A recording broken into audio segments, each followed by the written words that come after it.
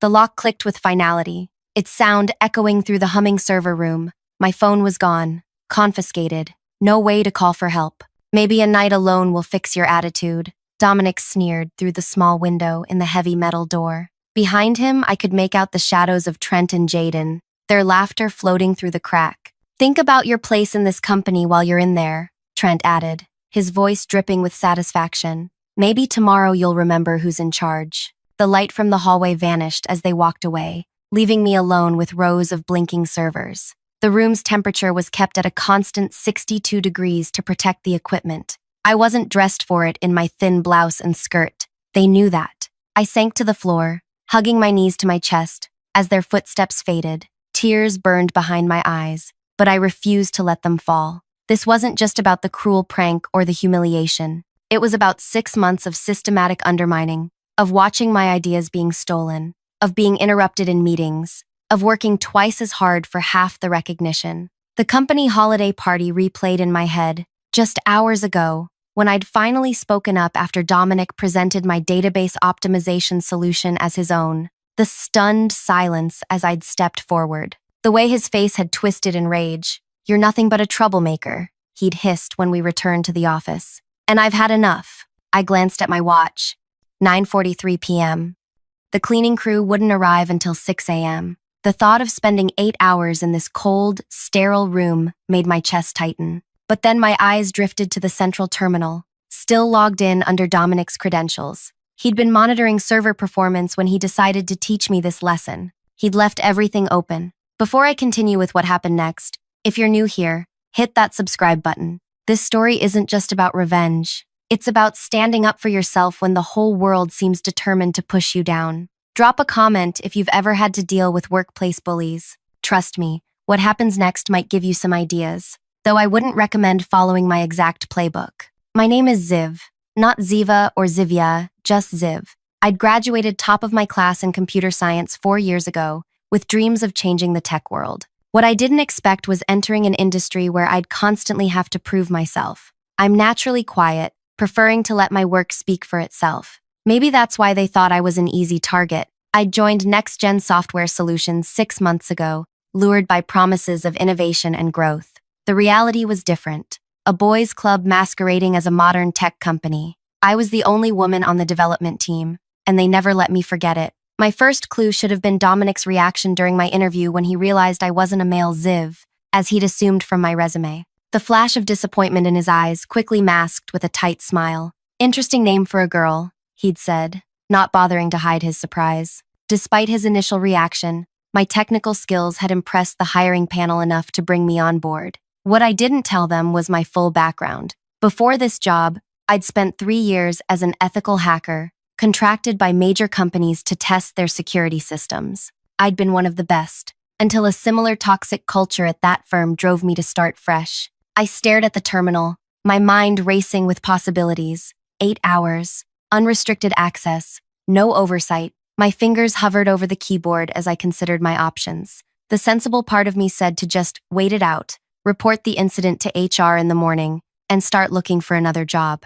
But the part of me that had been swallowing insults and watching my work being claimed by others for months had different ideas. I logged out of Dominic's account. Using my own credentials would leave a trail, but I knew better. From my bag, I pulled out a small USB drive, my emergency kit, that contained specialized tools for penetration testing. Old habits die hard. I never went anywhere without it. With practiced movements, I bypassed the security protocols and gained root access to the system. The servers hummed around me, almost encouraging as I began my exploration. First stop, the company's internal messaging system. There it was, a private channel titled Code Bros with Dominic, Trent, Jaden, and 4 other male developers as members. My heart pounded as I scrolled through months of conversations. Ziv asked another question in the meeting today. Someone needs to tell her to stop trying so hard. Did you see what she was wearing? Trying to distract us since she can't code for shit. Dominic, brilliant presentation on the database solution.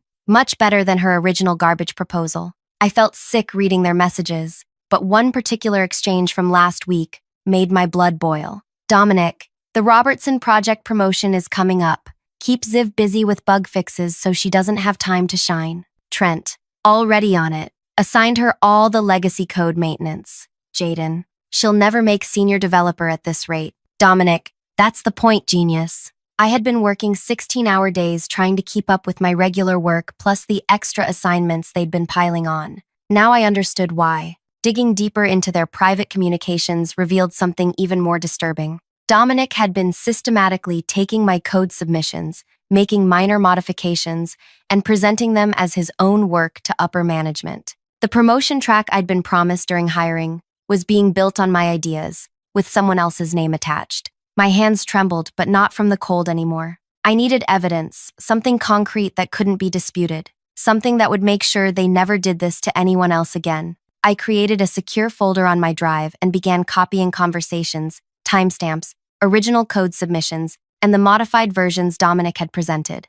Each file was damning on its own. Together, they told a story of targeted harassment and intellectual theft. The clock on the wall read 11:28 p.m. I'd barely scratched the surface of what I could access. As I contemplated my next move, I stumbled upon something unexpected: financial records for client projects. Normally, these would be restricted to accounting and management, but someone had been careless with permission settings. What I found made me gasp out loud. The Robertson project, our biggest client, was being systematically overbilled. Hours were inflated, resources doubled, and the extra money, where was it going? I followed the trail through a maze of transactions, each one carefully obscured but not enough to hide from someone with my skills. The extra funds were being diverted to an external account under a shell consulting company. The name on the registration documents? Dominic Porter Consulting Services. He wasn't just stealing my work, he was stealing from the company and its clients.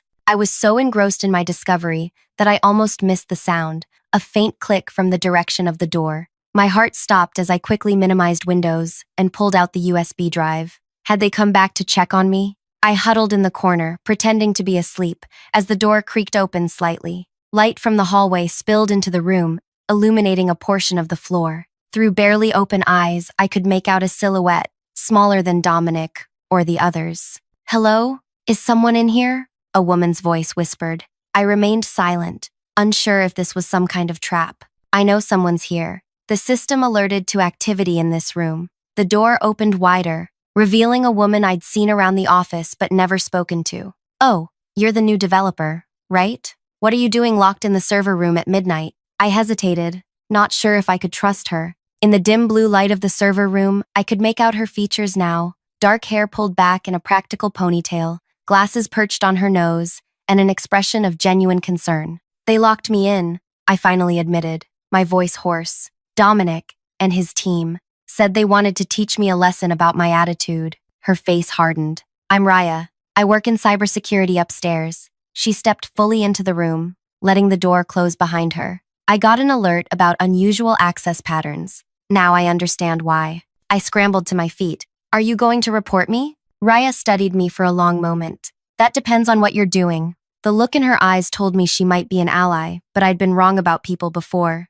I decided to test the waters. "Did you know Dominic is stealing client funds through fake billing?" Her eyes widened. I suspected something was off with the Robertson account. "Show me." I pulled out my emergency USB again and plugged it back in, showing her the trail of financial documents I'd uncovered. As she leaned over my shoulder, examining the evidence, her breath caught. "This is serious criminal activity," she whispered. "But why are you looking into this?" The whole story came pouring out: the harassment, the stolen ideas, the systematic undermining, culminating in tonight's punishment.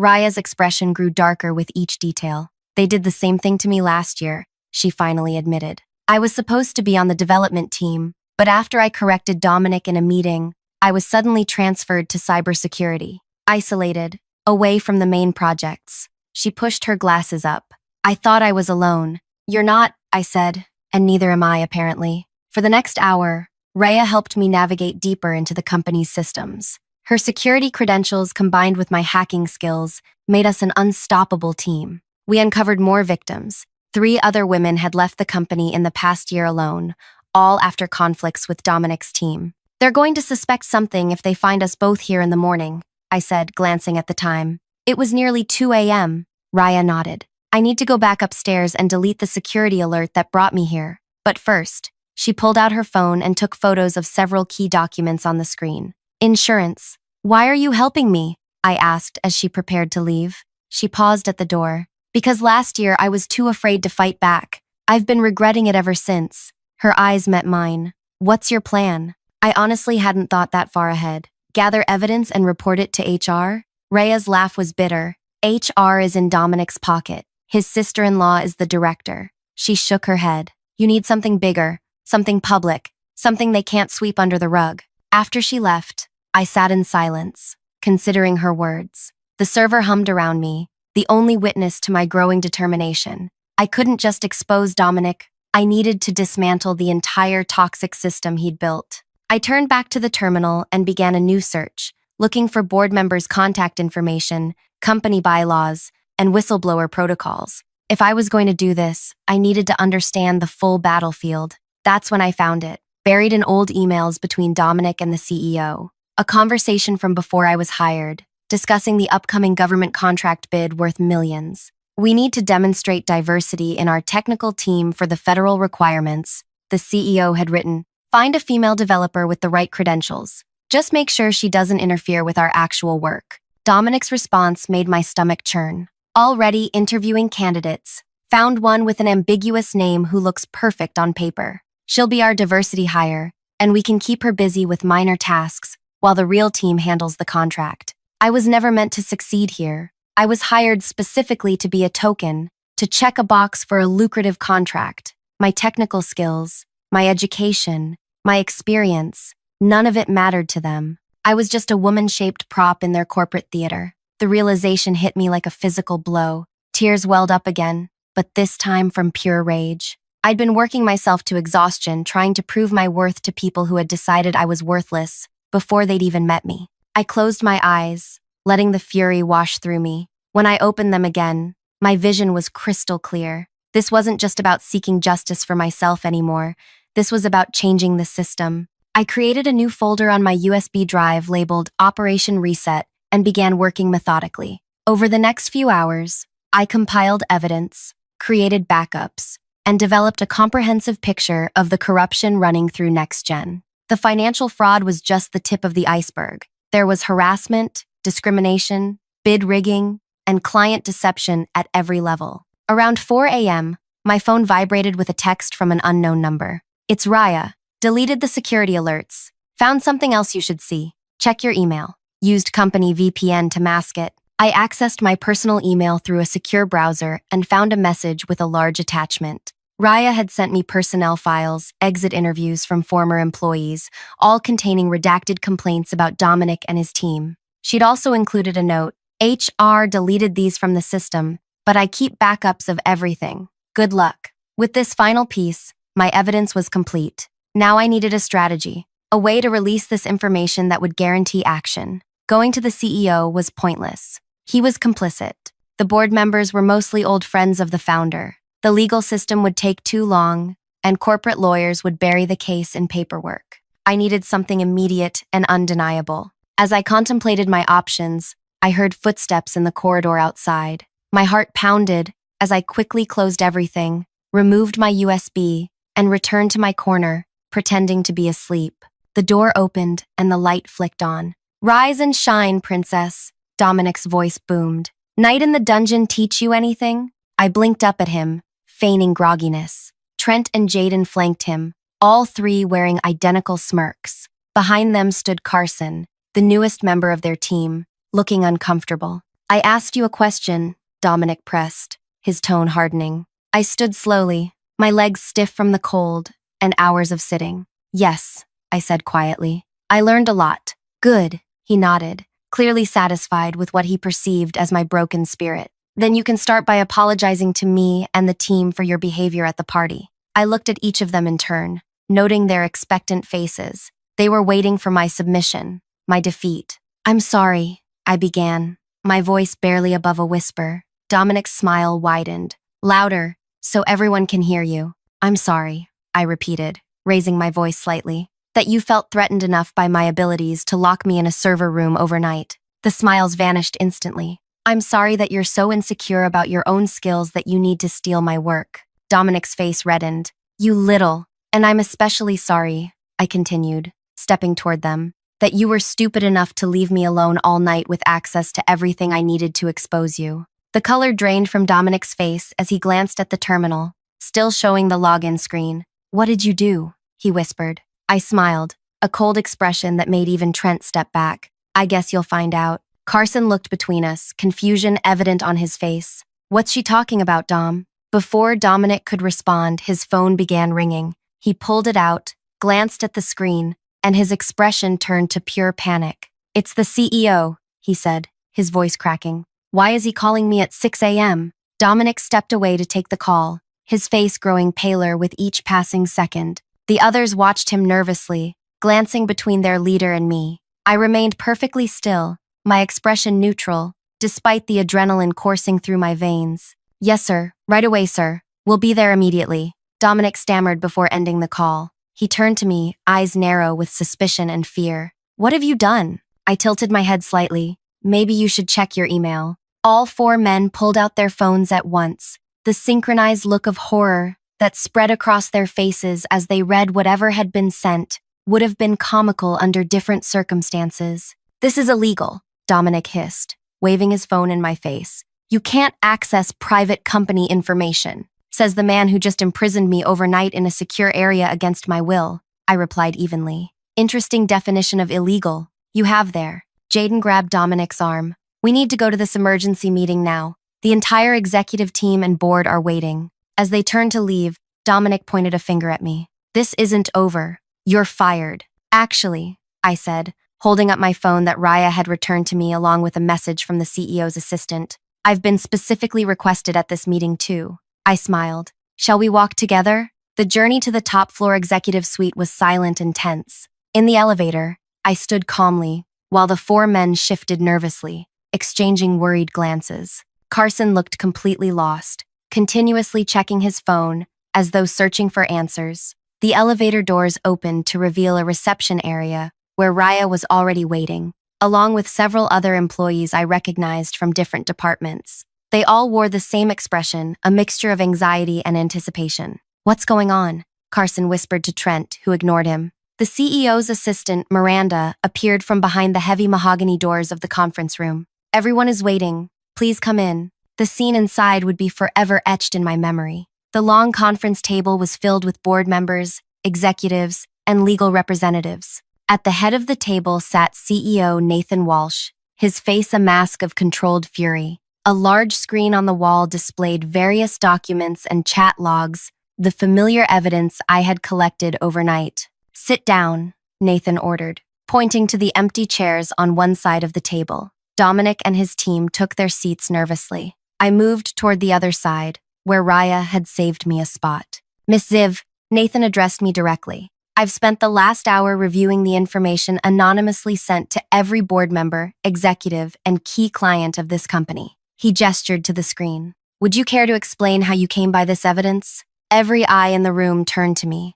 This was the moment that would define everything. I took a deep breath. I came by it because your development team manager, Dominic, locked me in the server room overnight as punishment for speaking up at the company party. My voice remained steady. While trapped there, I discovered evidence of ongoing discrimination, intellectual property theft, and financial fraud. Whispers erupted around the table. Nathan raised his hand for silence. That's ridiculous, Dominic interjected. She's making this up because she couldn't handle constructive criticism of her work. I smiled slightly. Check the building security logs from last night. Check the keycard access to the server room. Check the cameras in the hallway outside it. You'll see exactly what happened. Nathan nodded to someone at the end of the table, who began typing rapidly on a laptop. Furthermore, I continued, I've documented a pattern of behavior targeting not just myself, but every woman who's worked on the development team over the past 2 years. The evidence includes stolen work, deliberately sabotaged projects,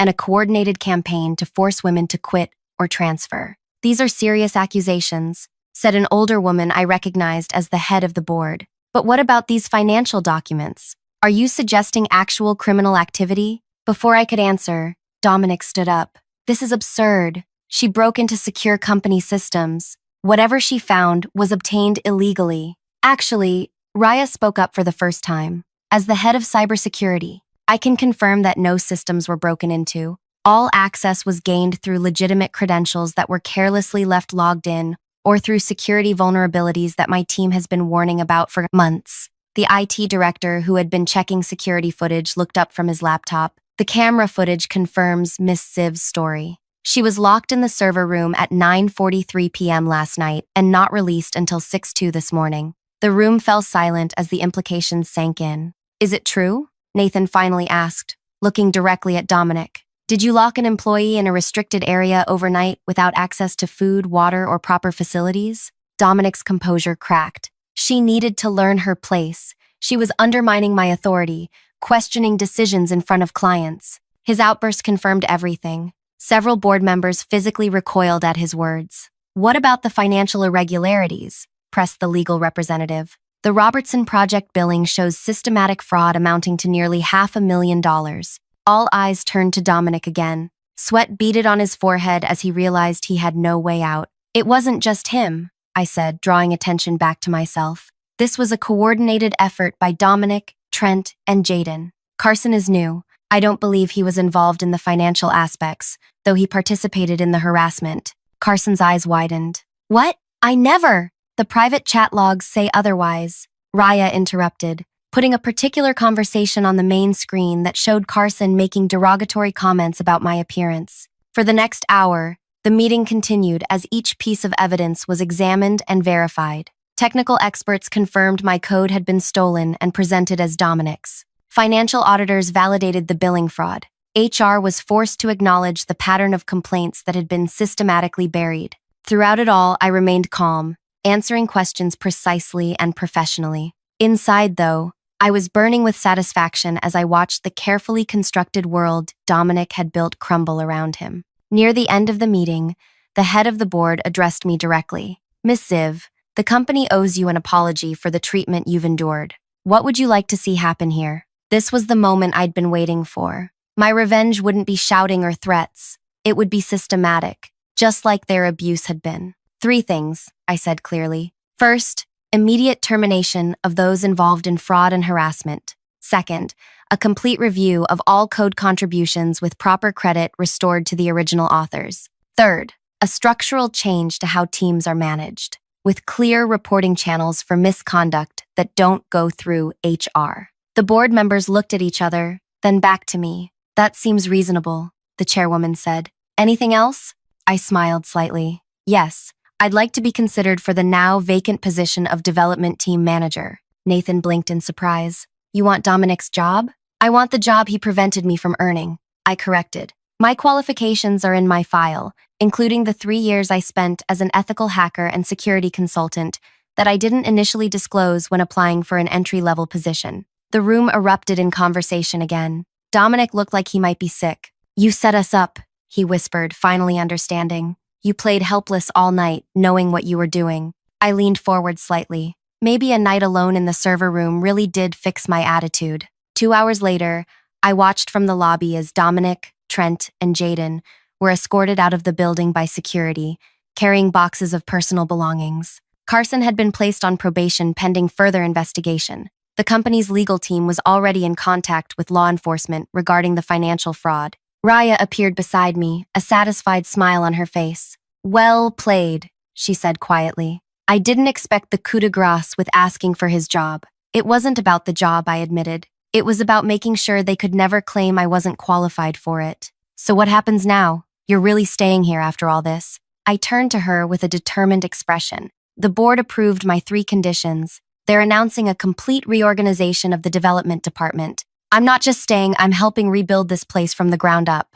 Raya nodded appreciatively. From locked in a server room to running the department in less than 24 hours. That might be a company record. The best revenge isn't just about taking someone down, I said, watching as Dominic's car pulled away from the building for the last time. It's about building something better from the ashes. 1 month later, I sat in what used to be Dominic's office, now completely redesigned. Gone was the intimidating dark furniture and closed-door policy. My team, now balanced with talent of all genders, worked collaboratively in the open space I'd created. The Robertson Project was back on track, with proper credit given to all contributors. The toxic culture was being systematically dismantled. one policy at a time. As I reviewed the latest code submissions, an email notification appeared on my screen. The federal contract, the one I'd been hired as a token to help secure, had been awarded to us. Not because of a diversity checkbox, but because our newly structured team had submitted the most innovative solution. I smiled to myself, thinking of Dominic. He was facing criminal charges for the financial fraud, his career in tech effectively over. Trent and Jaden had been blacklisted throughout the industry as word of their behavior spread. Sometimes, revenge isn't about an explosive moment of triumph. Sometimes, it's about a complete transformation that ensures your enemies can never again create the conditions that hurt you. If you've ever faced workplace bullying or discrimination, remember my story. Your value isn't determined by those who try to diminish you. Sometimes, the people who lock you in a dark room don't realize they've just given you access to exactly what you need to change everything. If this story resonated with you, please hit that like button and subscribe for more. Share your own experiences in the comments. You never know who might need to hear they're not alone. And remember, sometimes the best revenge isn't what you destroy, but what you build in its place.